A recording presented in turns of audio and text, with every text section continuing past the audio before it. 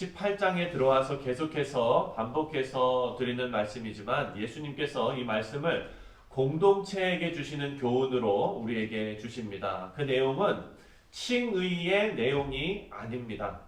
이렇게 해야 구원 얻는다 라는 말씀이 아니라 18장의 내용은 천국 백성들의 생활이 어떠해야 되는지 구체적으로 알려주시는 생활에 대한 말씀입니다. 우리 교회가 어떻게 하면 하나님께서 원하시는 아름다운 관계를 맺으면서 하나님의 기쁨이 될지, 그렇게 신앙생활 할 수 있을지 구체적으로 알려주시는 말씀이기 때문에 아주 귀한 말씀입니다. 오늘 본문도 그런 연장선상에서 우리에게 가르침을 줄 수 있는데 용서에 대한 가르침을 주십니다. 오늘 말씀하시는 용서는 우리가 죄에서 용서받는, 구원받고 용서받는 것을 의미하는 것은 아닙니다. 왜냐하면 예수님을 영접하고 죄에서 자유를 얻는 용서는 여러분 몇 번 받습니까? 딱 한 번 받는 겁니다. 그것은 딱 한 번입니다. 그것으로 끝납니다. 하지만 그 효력은 영원합니다. 오늘 본문에 나오는 베드로의 용서에 대한 이 질문과 예수님의 답변은요, 우리 생활에서 발생하는 용서를 말씀하는 것입니다. 베드로가 예수님께 이렇게 질문합니다. 21절을 한번 읽겠습니다. 21절 시작. 그때에 베드로가 나와 이르되 주여, 형제가 내게 죄를 범하면 몇 번이나 용서하여 주리이까? 7번까지 하오리이까? 아멘. 21절 말씀도 그때에 라는 말씀으로 시작하죠. 우리가 계속 반복했잖아요. 그러면은 그때에, 그러면은 앞의 내용이 뭔지를 우리가 봐야 되겠죠. 전에 어떤 말씀이 있었습니까? 우리가 어제 묵상한 말씀은 공동체 안에 범죄한 사실이 있는 지체가 있으면 어떻게 해야 됩니까? 사랑으로 도와서 회복시켜야 한다라고 알려주셨습니다. 단계별로 구체적으로 어떻게 해야 되는지를 가르쳐 주셨거든요. 그 예수님의 의도는 이 권징이 잘못을 폭로하는 데 있는 것이 아니라 한 영혼을 살리고 그리고 사랑으로 회복시키는 데 있다는 것을 알려주시는 거였습니다. 그렇다면 이제 베드로의 질문이 이해가 되죠. 예수님, 사랑으로 회복시키기 위해서 용서가 필요할 텐데 몇 번이나 용서를 해야 됩니까? 라고 물어본 것입니다. 그게 궁금했겠죠. 왜냐하면 여러분 생각해 보십시오. 어떤 범위가 없이 계속 용서한다고 한번 생각해 보십시오. 그럼 법이 왜 필요합니까? 어차피 계속 용서할 건데, 무한대로 용서할 건데, 질서가 무너지고 정말 법이 그러면은 소용이 없다라고 생각을 했을 것입니다. 어차피 다 용서해야 될 텐데 법이 무슨 필요가 있는가? 어찌 보면 단순하지만 본질적인 질문이었습니다. 그때 당시에 율법사들은 어떻게 가르쳤냐면 사람을 3번까지는 용서해라. 그렇지만 4번째는 절대로 용서하면 안 된다라고 가르쳤습니다. 근데 베드로는 여기서 몇 번을 이야기합니까? 7번을 이야기하죠. 예수님께 물어봅니다. 7번 용서하면 되겠습니까? 그랬더니 예수님의 답변이 22절에 나오는데요. 함께 읽겠습니다. 22절 시작. 예수께서 이르시되 내게 이르노니 7번뿐 아니라 7번을 70번까지라도 할지니라. 예수님께서 말씀하시는 이 말씀은 정의가 무너질 정도로 계속 용서하라 라는 말씀이 아니라 방점이 정의에 지금 꽂혀 있는 것이 아니라 질서에 대한 말씀은 어제 다 하셨어요.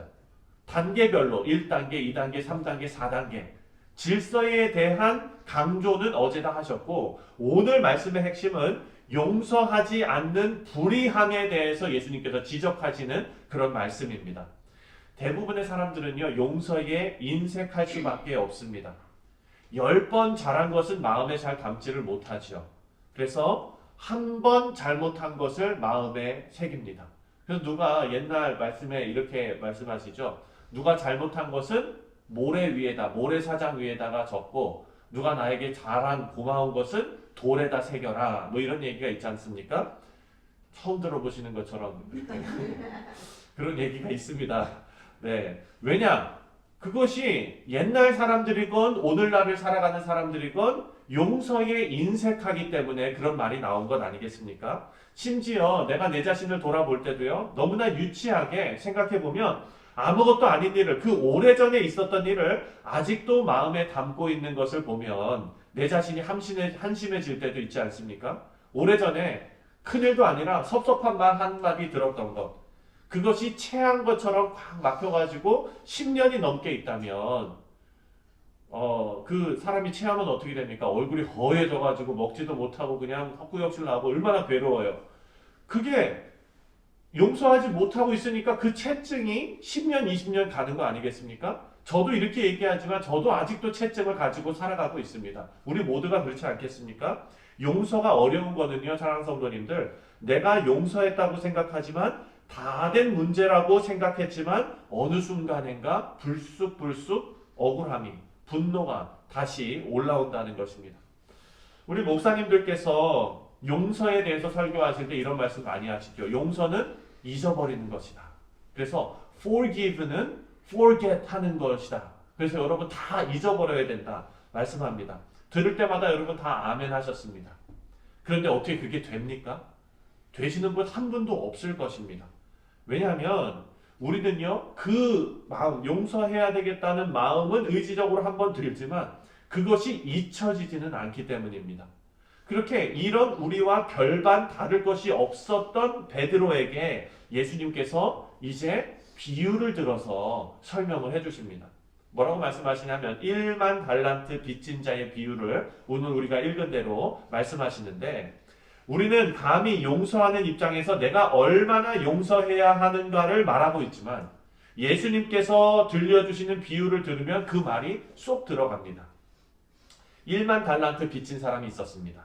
1만 달란트가 얼마나 큰 금액인지 여러분 잘 감이 안 오시지 않습니까?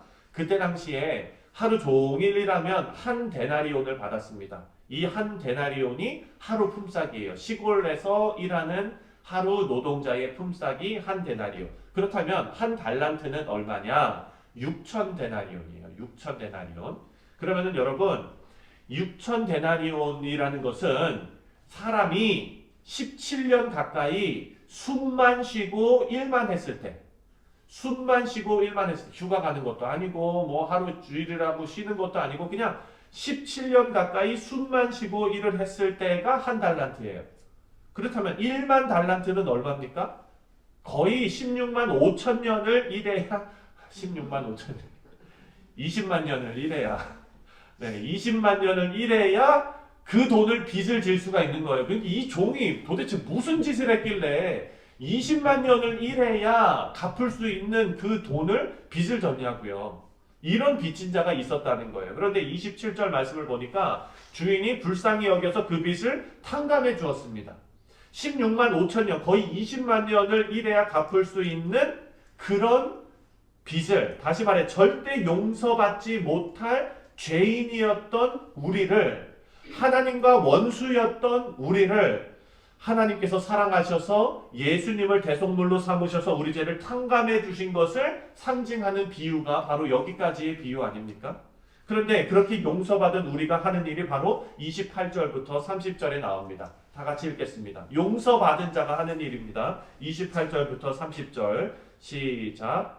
그 종이 나가서 자기에게 100데나리온 빚진 동료 한 사람을 만나 붙들어 목을 잡고 이르되 빚을 갚으라 하매 그 동료가 엎드려 간구하여 이르되 나에게 참아 주소서 갚으리이다 하되 허락하지 아니하고 이에 가서 그가 빚을 갚도록 옥에 가두거늘.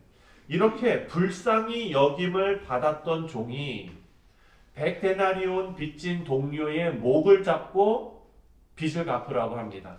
이것이 바로 용서받은 자가 용서하지 못하는 뻔뻔함을, 앞에서 말씀드린 용서하지 못하는 불의함을 예수님께서 말씀하시는 내용이라는 것입니다.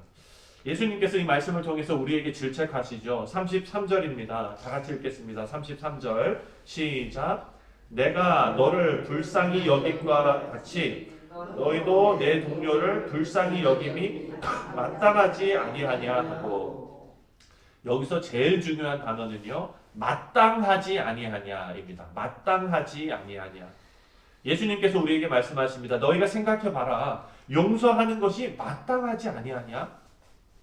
예수님의 메시지는요, 우리가 하나님으로부터 구원의 은혜를 얻었을 때 우리가 동료를 바라보는 우리의 눈이 달라져야 한다라는 말씀입니다. 은혜는 입었지만 우리의 시각이 달라지지 않았다면 1만 달란트 빚진 자의 비유로 오늘 우리가 책망을 받을 것입니다. 우리 사랑하는 성도님들, 마태복음 18장은 특별히 이 18장을 통해서 하나님께서 우리 공동체에게 주시는 귀한 말씀인 줄 믿습니다. 이 말씀에 순종하는 교회가 세상의 소금이 되고 세상의 빛이 될 줄 믿습니다. 죄로 가득한 세상을 살아가는 우리가 아무런 문제 없이, 아무런 어떤 그런 부딪힘 없이 살아간다는 것은 불가능합니다. 그렇기 때문에 용서가 필요한데 그 용서를 하기 위해서는 시각이 달라져야 된다는 것입니다. 그 시각은 어디서부터 시작되는가? 내가 어떤 죄인이었고 내가 어떤 용서를 받았는지를 바라볼 수 있는 시각에서부터 시작됩니다. 그렇게 어려운 삶을 살고 있지만, 우리가 세상 가운데 부딪히는 삶을 살고 있지만, 교회 안에서도 가정 안에서도 부딪히는 그런 삶을 살고 있지만 교회는 달라야 한다라고 말씀하고 계십니다. 왜냐하면 하나님의 기대하심이 교회 위에 있기 때문입니다. 예수님께서 말씀하신 것처럼 교만을 버리고 서로 용서하고 잃은 자를 찾으러 나서고 범죄한 자를 사랑으로 회복시키고 그리고 회개가 있고 용서가 있는 모습이 이 땅에서 교회가 가져야 할 아름다운 모습일 줄 믿습니다. 우리 사랑하는 성도님들, 우리 교회에는 그런 모습이 있습니다. 그런 교회가 되자고 말씀드리는 거 아닙니다. 그런 모습이 분명히 있습니다. 우리는 이것을 잘 키워나가야 됩니다. 여러분, 작은 불씨가 이렇게 있잖아요. 그거 어떻게 살립니까? 우리가 계속해가지고 부채질을 해야 불이 이렇게 살아나잖아요. 여러분 바베큐 다 해보셨잖아요. 우리 이제 봄 되면 또 바베큐 하러 가죠. 그럴 때 이 부채질을 잘 하는 것이 기술입니다. 우리 교회가 그런 기술을 갖기를 원합니다. 그래서 우리 교회가 뜨겁게 사랑으로 회복시키고 용서가 넘치는 교회로 성령의 불이 불타오르는 교회가 되시기를 주님의 이름으로 축원드립니다. 기도하겠습니다.